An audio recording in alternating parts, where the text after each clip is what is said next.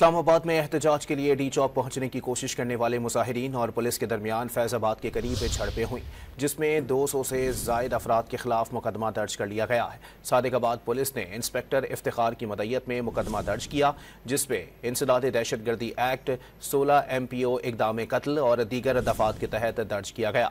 FIR के मतन के मुताबिक मुल्जिमान पाकिस्तान और रियासती इदारों के खिलाफ नारे लगा रहे थे। उन्होंने पुलिस पर पथराव किया, जिसके बायस मोबाइल वैन की स्क्रीन टूट गई।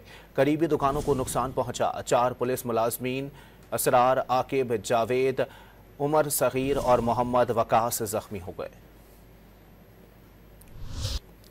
इस्लामाबाद के बाद पंजाब में भी अमन अमान की सूरत हाल के पेश नज़र फौज तलब कर ली गई। नोटिफिकेशन भी जारी कर दिया गया। पंजाब की हुदूद में आने वाले एयरपोर्ट्स, एयरबेसेस और दीगर अहम मकामात पर फौज तैनात होगी। अमन अमान कायम रखने के लिए फौज एंटी राइड्स इख्तियारात इस्तेमाल करने की मिजाज होगी। शरपसंद अनासिर को वार्निंग देने के लिए हवाई फायरिंग भी की जाएगी।